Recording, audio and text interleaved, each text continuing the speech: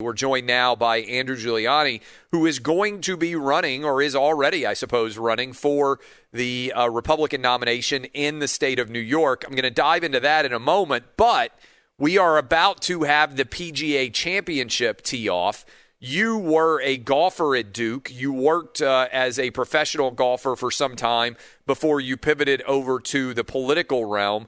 How much interest do you have in the PGA Championship? How much time do you spend watching golf now, and who do you like, if anybody, in this round going on down in South Carolina starting here in a little bit? Man, well, I got to tell you, I haven't watched and I haven't played much golf recently.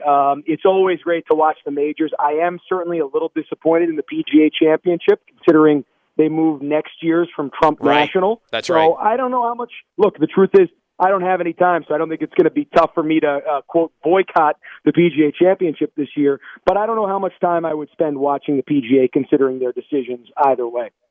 We worked, you and I and several other people in the Trump White House, a lot to try to get sports able to be played, particularly college sports. But now with Major League Baseball, so many different stadiums coming back to 100% capacity and more. How much vindication do you feel based on the fact that not only were sports able to happen, college and pro in particular, but no coaches, no players had any sort of significant COVID-related issues? Not only were the leagues able to play, they did so safely, which is, you know, and I know from behind the scenes, a lot of people said that was immense, yet we managed to pull it off. I feel a good measure of vindication over that. I know how hard you worked on it. You have to feel immense gratitude, I would think.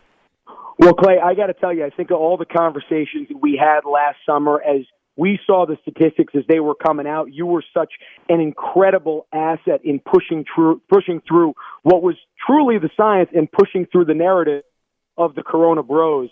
I mean, you just absolutely were leading the charge on that. We were happy to certainly help from the White House. I think one of the reasons why they ended up having a Big Ten season was because of our joint efforts.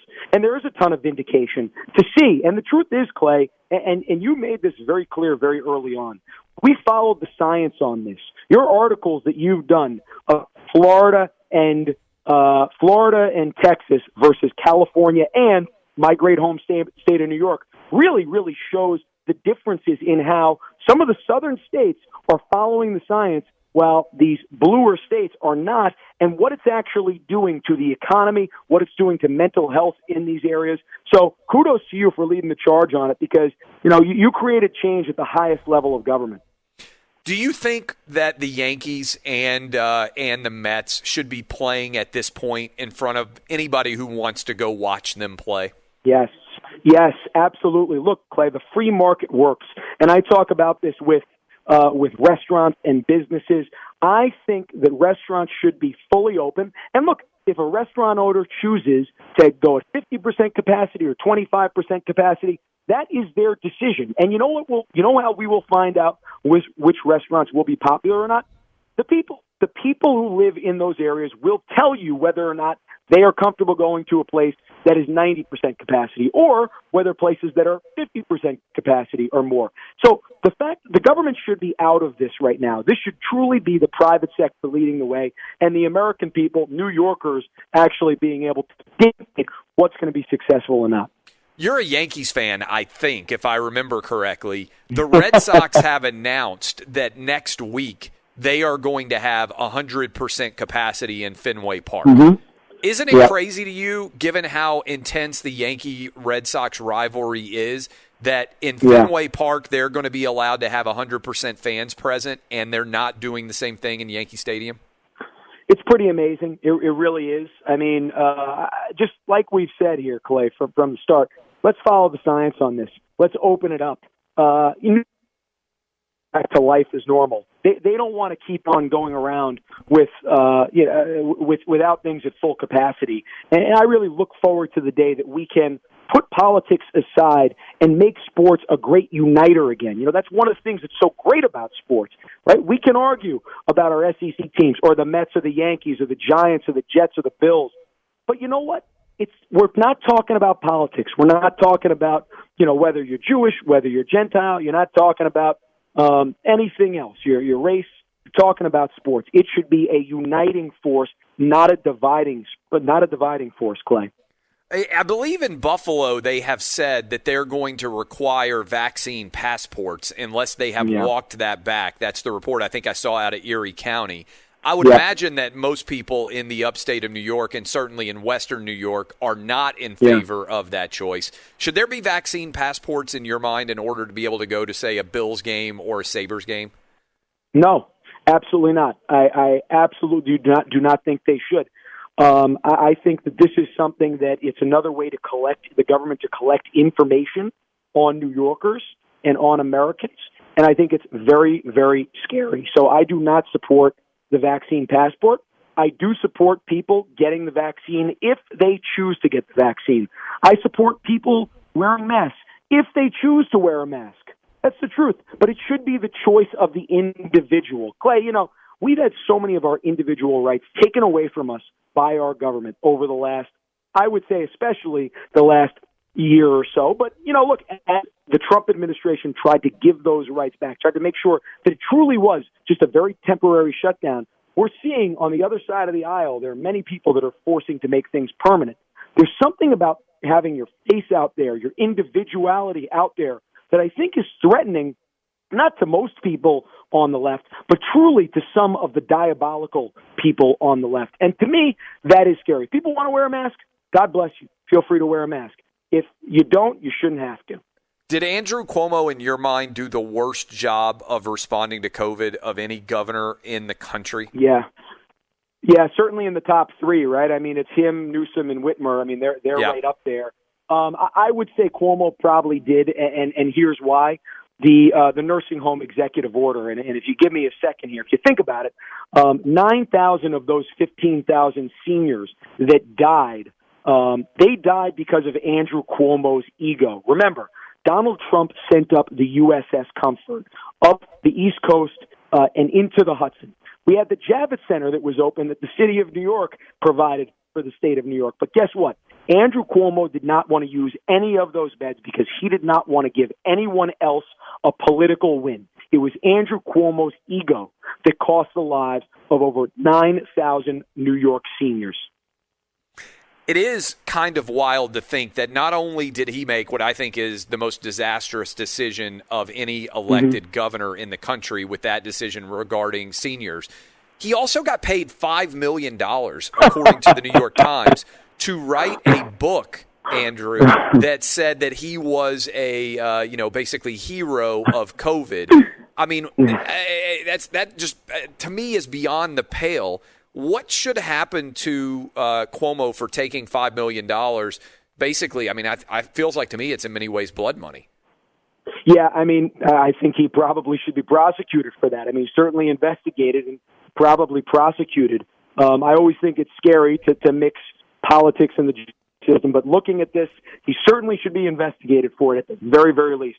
I'll tell you, 3 different times in the White House, I had hit pieces personally about me, and I know many of my friends and colleagues in the White House had hit pieces written about them, talking about how much they made. These were numbers in the 5 figures and in the very low 6 figures. Meanwhile, Andrew Cuomo makes $5 million from a book deal, a book that sold, by the way, I think less than 50,000 copies. And there's the leftists in the media have no interest in discussing it. It's absolutely beyond absurd. It shows the hypocrisy of leftists in the media, and it has to stop. Clay, I assume you didn't watching your writing, I assume that you didn't get a free copy of Cuomo's book. I certainly didn't get one. I might have gotten lost in the mail. Might have gotten lost in the mail, to be fair. By the way, he's been invited on this show, because and he probably just has missed the email invite to come on the show. I had never gotten a response so far. That'd be my guess. I thought it was because of your articles. I thought maybe it was because of my criticism. Maybe it was because the book was so expensive. I mean, just do the math on it. Maybe that's why. We're talking to Andrew Giuliani, running for the governorship of the state of New York as a Republican. What do you think the impact of your father and your name? I mean, because I will say this. You go back to 1994 when your dad took over as the mayor of New York City. A lot of people have forgotten what New York City was in terms of the shape that the city was in, right? There was a large criminal element that was strong in the city. It was unsafe to go on public transit, unsafe to walk through Central Park. Times Square was filled with a lot of refuse, let's be honest. It feels like there's a lot of people right now that have nostalgia for the New York that your dad was in charge of. Do you believe that New York as a state is going to respond favorably to you because of your dad, or how do you think it impacts this race? I do think that they are going to respond favorably. I think that there is, when you think about our policies that we are pushing forward, they're policies that are not just good for red New Yorkers or blue New Yorkers. They are favorable for all New Yorkers. We are going to light the furnace of economic development again in New York and make New York truly one of the great economic states in the country again. We are going to make sure that parents, if they want a choice in their children's education, that they get a choice in their children's education, and it ultimately is not dictated by bureaucrats in Albany. So, and thirdly, we are going to make sure that we induce record-setting crime reduction. We have the playbook to do that. We'll make sure we protect qualified immunity for our police officers, repeal the disastrous bail reform which came out of Albany last year, which has allowed criminals to basically run free without discretion of the judges of whether or not they will actually commit offenses again. These are terrible policies that are hurting New Yorkers. It doesn't matter if you're blue or red. I would even say charter schools actually help more blue New Yorkers than they do red New Yorkers. So we're pushing policies that are going to help all New Yorkers. I look at my dad as a tremendous asset. When you look at him, he's one of the greatest mayors, not just in the history of our city, but in the history of our country. We're talking to Andrew Giuliani. What do you expect, if anything, to hear from the man you worked for in the White House? We talked about it earlier, working to try to get sports back from the president, Donald Trump, in terms of his role in this primary, which will be competitive, I believe, in the state of New York. Yeah, well, look, you've had some good conversations with him, Clay, and you know that he's serious, but he's also got a great sense of humor. And I'll tell you, one of the funny things, certainly a sports reference that he said, the first thing that he said when I mentioned the fact that I was running, he said, "Holy smokes." He said, "Giuliani versus Cuomo. Fill the garden with a Giuliani-Cuomo fight." Of course, he was a former fight promoter over there on the other side of the Hudson. Look, I look forward to continuing our relationship. I obviously worked for him for 4 years. He has been a friend and a mentor for almost 25 years. I look forward to continuing to call him and ask him for his advice on this. There's been nobody in modern history who's been able to truly captivate a political audience the way that Donald Trump has. And the fact that I can actually call on him, ask him questions and advice is truly another great asset. Do you think that Trump wants to run again in 2024, or do you think he would like to be a kingmaker and help someone else run in 2024? I think the honest answer to that question, he's probably not even going to know until after 2022. He's going to have to see at that time if he really has that fire in the belly, as athletes would know, that fire in the belly in January of 2023 to run again. If he does and he makes that decision, then I think he does it. I think if the election was in 2022 for him, I think that answer would be yes. He's lost weight. He's slimmed down. He's looking good. His mind is as sharp as ever. So I would lean toward yes on that. So I invite the president in January of 2023 to come up to the governor's mansion in Albany. We'll do a little talk. We'll sit down and we'll discuss this through. Because ultimately, I really, really think there is a lot of buyer's remorse when it comes to the current administration, and they're realizing the policies of Donald J. Trump are successful policies. Did you I'm curious what your dad says. So I think about things now not only from, the son perspective, which I've got a lot of experience with, but I've got 3 boys. You met my oldest when we were in the White House. He's 13 years old. I've got a 10-year-old. I've got a 6-year-old. A lot of people obviously connect you with your dad's inauguration as New York City mayor when you were a young guy and on the stage during his inauguration. What's the response of your dad when you tell him, "Hey, Dad, I'm going to run for governor of New York"? So the first time that I told him, he said, "Okay." He said, I'm going to dinner tonight. Tomorrow night, you're coming over my place." And he gave me about a 5-hour cross-examination, and it felt like a cross-examination. It was one of the, I would say, most challenging conversations I've ever had to have. And the last 30 minutes, he told me, he said, "Son, you're ready. You're ready for this. What can I do to help you?" And for me, that there was no greater confidence to have that. Because, look, I think, and many of your listeners can agree, right? We're all trying to seek the approval of our parents, and then as we get older, our children. So to be able to have that approval, especially from somebody who's done it, really, really means the world to me. His advice has been invaluable so far. I truly look forward to being able to talk to him multiple times a day and ask him his feedback. And what I would just say, you mentioned the inauguration.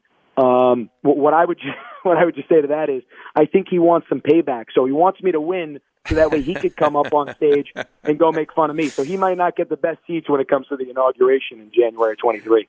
Andrew Giuliani, I appreciate everything you did to help make sports happen, working in the White House. Good luck on the campaign. Appreciate you giving us the time this morning, and good luck on the trail. Clay, I thank you very much. And if I would, I'm just going to put a little plug in. Go to nyforgiuliani.com to come and contribute and be part of the team. We'd love to have you. Clay, thank you very much for all your time and everything you do. You truly, and I think all of your listeners should know this, the work that you did from the private sector, and that's truly what we tried to push in the Trump White House, was able to make a difference in so many athletes and sports fans and Americans' lives. So please, keep up the work you're doing. I appreciate that, Andrew. I really do. That's Andrew Giuliani running for the governorship of the state of New York. You can go check out his website, and I appreciate his time. And I got to tell you, we did spend a lot of time working with the Trump White House, and I kind of hinted at it and talked about it some on this program. Obviously, we brought on guests. But I really do believe that they made a tremendous impact. There might not have been Big Ten football. There might not have been Pac-12 football in helping to steel the spine of so many of these conferences and so many of these schools to make sports happen. And we did it safely, and it was the right call. And I'm tremendously grateful that it ended up happening.